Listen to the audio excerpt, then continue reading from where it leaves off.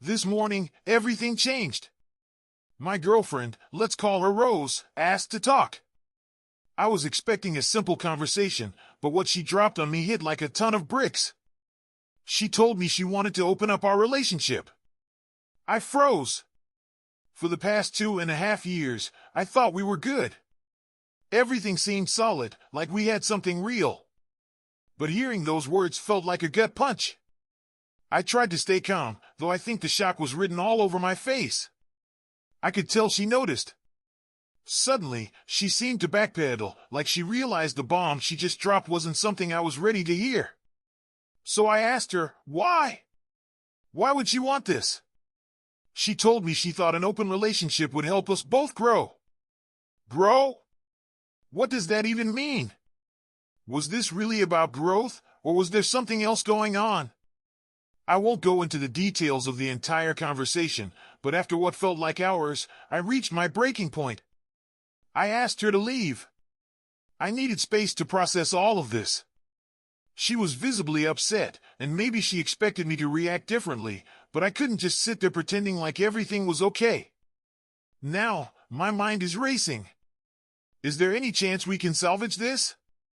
Was I blind to the cracks in our relationship, or is this some kind of bad dream? I genuinely thought things were fine up until now. Maybe I'm still in shock, but I can't shake the feeling that something's deeply wrong.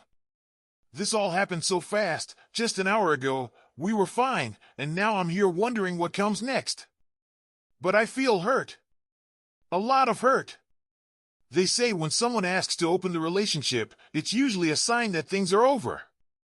I'm starting to believe that. Can anyone offer advice? Has anyone gotten through something like this, or is it always destined to end in disaster? Update. All right, I've been thinking about this nonstop, and after reading all your comments, I'm leaning toward ending things for good. No one seems to think this is worth saving. No one is telling me that she isn't already seeing someone else. It's time. I've made up my mind. I'm calling her right now to have her come pick up her things. Thankfully, we don't live together, so there won't be much to deal with. But, yeah, it's over. Another update, this day has been a nightmare. Rose came over to pick up her things, but she was adamant that we weren't breaking up. She didn't want to hear it. She tried to convince me that the open relationship idea was just hypothetical. Well, that didn't sit well with me. I wasn't proud of how I reacted, but I lost it. I yelled. I've never yelled in our relationship, so I think it scared her. But I was angry, so angry. I wanted answers. After reading all of your comments, I was convinced she was cheating. And eventually, she cracked. She admitted it. She had already slept with someone else. Hypothetical my ass. That moment? It broke me. I thought I understood hurt, but I didn't. The mix of emotions was overwhelming: rage, sadness, disbelief. A part of me wanted to punch a hole through the wall, but I didn't. I kept it together. I calmly told her to pack her stuff and leave. She was crying, trying to convince me to stay, to not throw everything away. But I told her, no. She already did that. I just sat there, numb, while she gathered her things. She didn't take it all, though, so now I'm stuck with her stuff, a reminder of this whole mess. It's frustrating. I should have packed it all up before she came. But now, it's just here, like some cruel souvenir. I didn't respond to her calls or messages. Her sister and best friend are blowing up my phone. I don't know how to tell my friends and family what happened. I'm honestly just numb. I think I'll pack up the rest of her stuff and have a friend drop it off. I don't want to see her again. Thanks to everyone who offered advice. I'm grateful I didn't get tricked into something stupid. This was my first real relationship, and it's hard to let go, but I have to. Community responses. One guy reached out and gave me some solid advice. If you don't tell everyone what happened, she will try to flip the script and make you out to be the bad guy. You need to set the record straight. Fast. Another user said, you dodged a bullet. You're not married, You don't have kids, and you don't have assets tying you down. Block her. Heal. Move on. They were right. She asked for an open relationship because she felt guilty about cheating. She wanted to keep doing it without the guilt weighing her down. And now, her friends are trying to gaslight me, telling me it was just a mistake. But no, it wasn't a mistake. She chose to cheat. She lied to me. And when that wasn't enough, she tried to justify it by asking for an open relationship. One more user chimed in, "Don't waste your time asking why. Just say, you want to act single? Fine, I'm making you single. You can do whatever you want, but I won't be waiting for you. I deserve better than this." Then walk away. Well, things didn't settle down like I hoped. Rose's phone calls and texts were relentless. She and her friends kept bombarding me with messages. They told me I was throwing everything away over something minor, but I didn't buy it. I laughed at her best friend, who called me a witch for not fighting for my relationship. I blocked them all. I spent Sunday trying not to sink into despair. I didn't touch a drop of alcohol. I played some ball, lost myself in a game of Zelda, and focused on healing. Today, I finally packed up her things. I had a buddy take it over. He sent me a picture. He just left it on top of her car. Honestly, I thought that was kind of funny. I know this isn't over. It's going to take time. But I'm handling it. People who matter know the truth now, and I'm ready to move forward. Thanks to all who reached out. You helped me more than you know. I finally gathered the courage to call my mom, but the shame weighed heavy on me, making it almost impossible to dial her number. My hands trembled as I typed out a message to Rose's parents, just to make sure they heard my side of the story, just in case she decided to spin some twisted narrative. You get it, right? After all that, I blocked them too, just to sever any lingering connection. But there's something I need to clear up. A few of you seem to think that my friend, the one who never liked Rosa, might be the one involved in some hypothetical affair. Let me make one thing crystal clear. I'd be genuinely shocked, more shocked than if someone told me Rosa wasn't a cheater. This friend lives 5 hours away, and he's only met her once. Plus, he's engaged. Now, I know that doesn't rule out cheating entirely, but I'd still be very surprised. I can't even begin to express how much I appreciate all the support you've sent my way. The comments, the messages, honestly, they've been overwhelming. Even though I'm still far from feeling okay, you've all made me believe that, maybe someday, I'll get there. I didn't think I'd post another update, but I figured I owed a little bit of closure to those of you who were following my story. So, here we are. Thank you, truly. And just for a little self-care, I treated myself to some Zelda. If you need a break from despair, a little fantasy world and some ball might be just what you need. Kudos to anyone out there keeping their sobriety streak strong. Operation Pack and Ditch was a success. My buddy delivered her stuff, like a surprise Amazon drop-off, but with way more emotional baggage. And major props to him for the rooftop drop-off move. Classic. Oh, and that text to Rosa's parents? Yeah, I wasn't letting her spread more lies like Pinocchio after a tequila binge. Covering my bases like a pro. As for closure, well, I hope your future is brighter than the Master Sword in the Temple of Time. If you ever need a shoulder to cry on, just remember, Zelda never judges. Cheers, and may the Triforce be with you. Do you have a similar story? Feel free to share in the comments below. My stepdaughter passed away just 4 weeks ago, and today I walked in on something that shattered me. My stepdaughter, Becca, 14 years old, died just a month ago. I've been in her life since she was 7, and we were incredibly close. My husband, Derek, is 40, and his ex-wife, Sam, is 38. I'm 35. I've always gotten along with Sam, no issues in the 8 years I've been with Derek. Sam was always kind to me, and when Becca passed, Sam's anxiety and depression were so severe, she couldn't be alone. She has no other family, so we invited her to stay with us.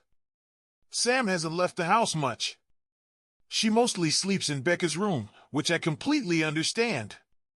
I always tell her that there's no rush, take all the time she needs to grieve, and there's no pressure to leave.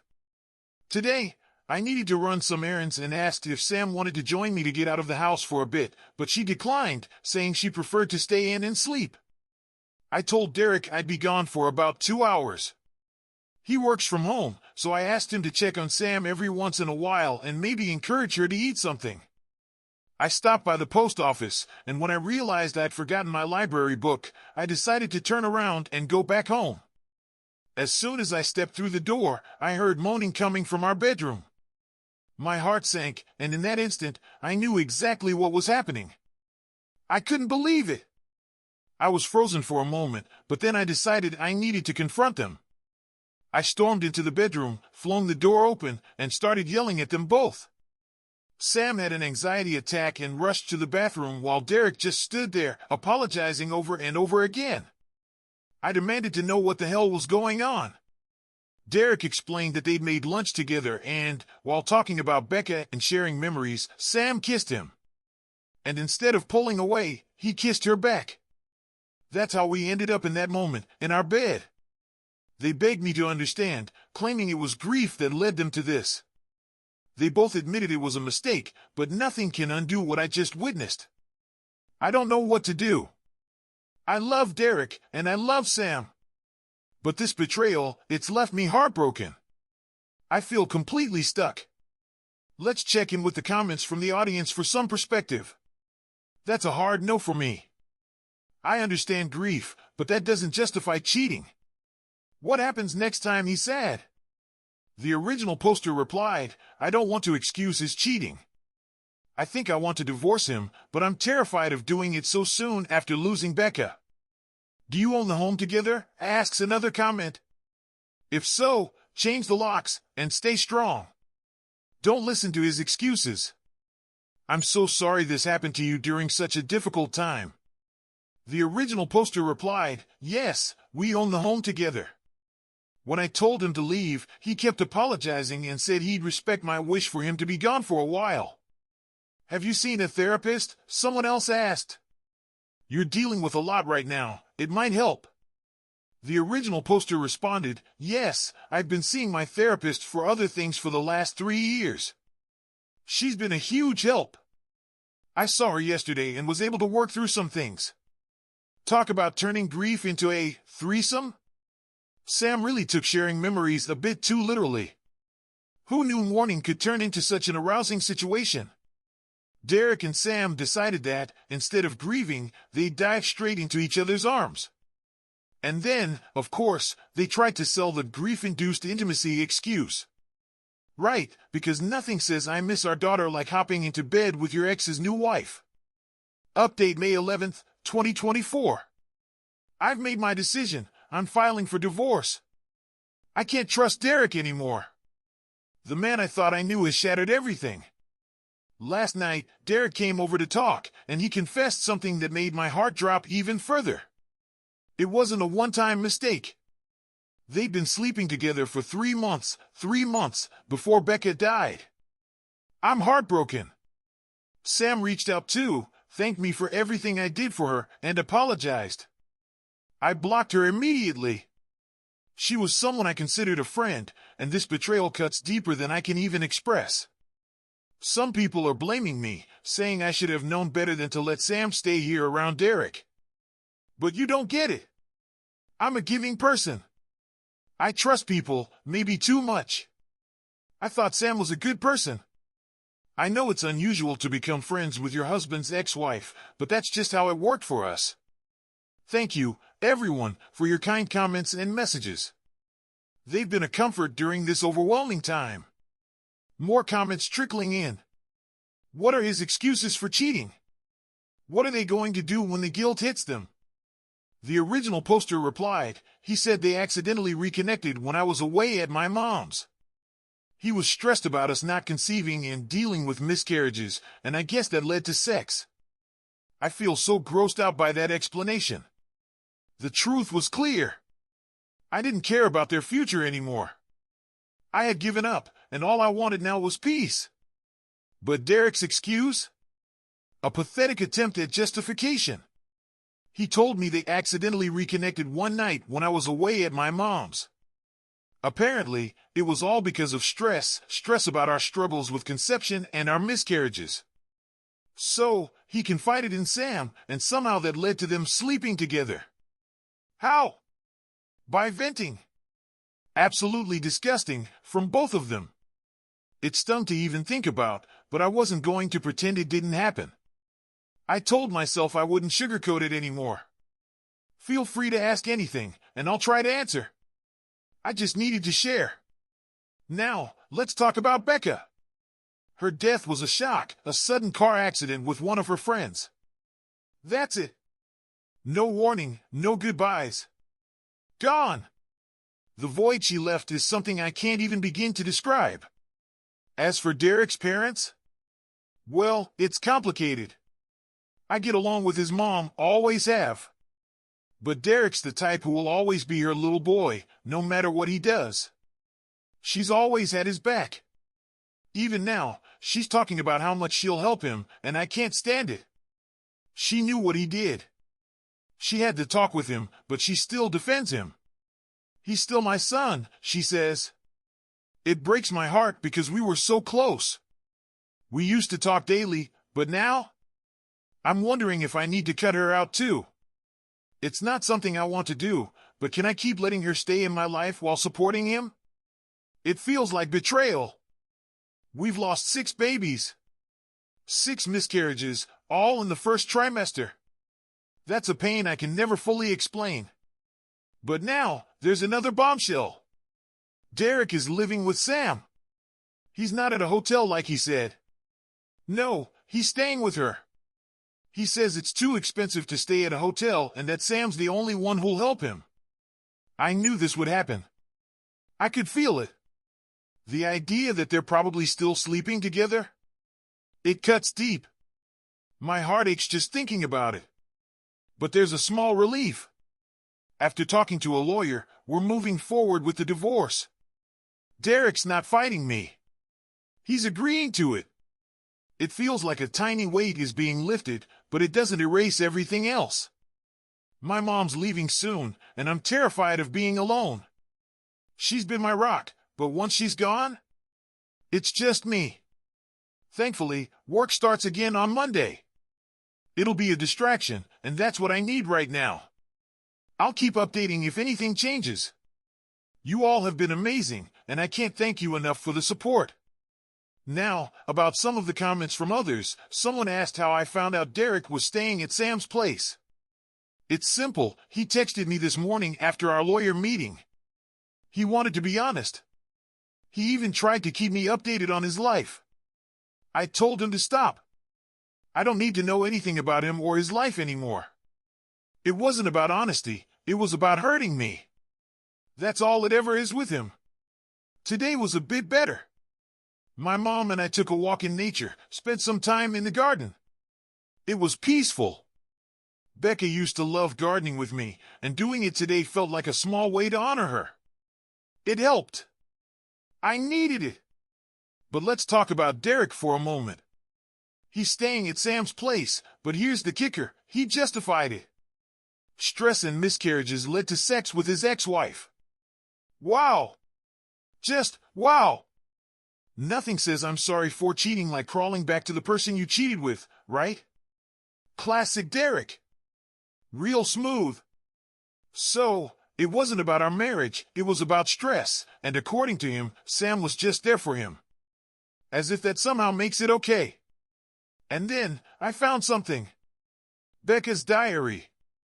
I went through some of her stuff today and found it in a box at the back of her closet.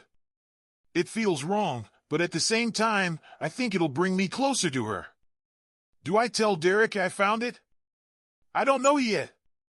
I'm not even sure what to do with it. But part of me feels like reading it could give me some peace, a little more understanding of who Becca was, especially since we were so close. She noticed things I didn't. In one entry, she wrote about feeling uneasy about the time we all spent together, me, Derek, and Sam. She didn't mention the affair, but she saw the strange tension. It was all there, in her words. But mostly, it was the diary of a teenage girl.